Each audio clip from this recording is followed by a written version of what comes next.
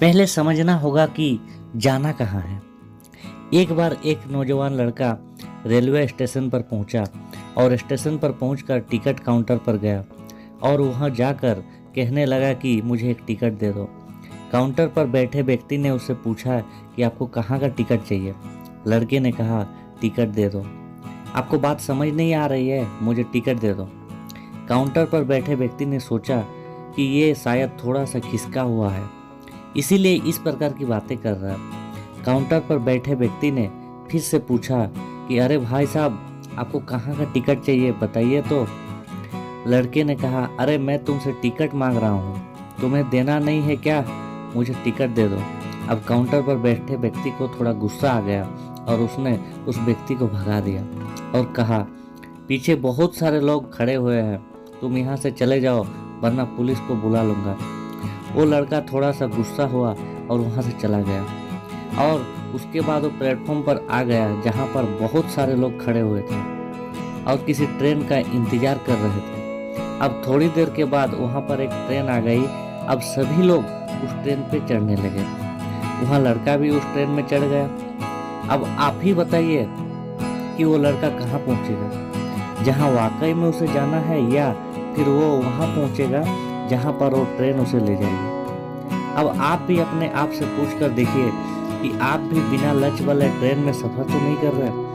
कई बार आप भी अपने माँ बाप को दिखाने के चक्कर में, अपने दोस्त यार को दिखाने के चक्कर में बिना लच वाले ट्रेन में बैठ जाते हैं और उन्हें कुछ करके दिखाना चाहते हैं। क्या आपको लगता है कि ये सही है?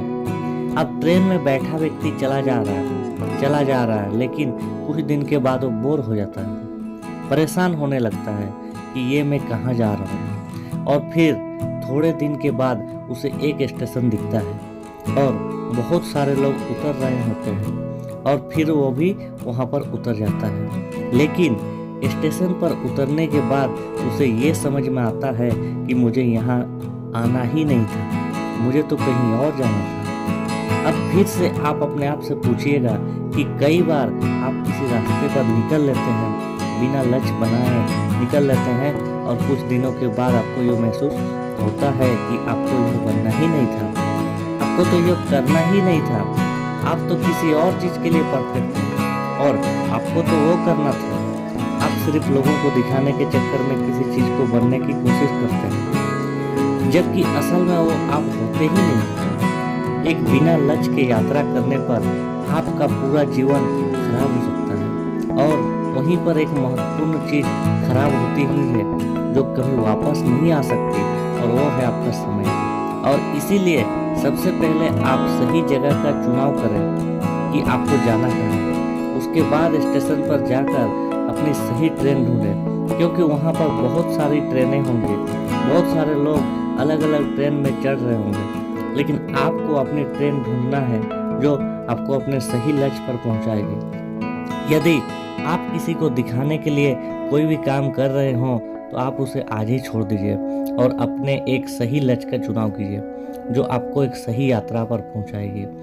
कई लोग अपने जीवन में बिना लक्ष्य के घूमते रहते हैं, भटकते रहते हैं, परेशान होते रहते हैं और जीवन के अंत में कहते हैं कि मैंने अपने जीवन में कुछ नहीं पाया। क्या आप भी उनमें से एक बनना चाहते हैं या फिर एक सही लक्ष्य का चुनाव करके अपने जीवन को खुशी खुशी प्रसन्नता से जीना चाहते हैं? फैसला आपका है फ्रेंड।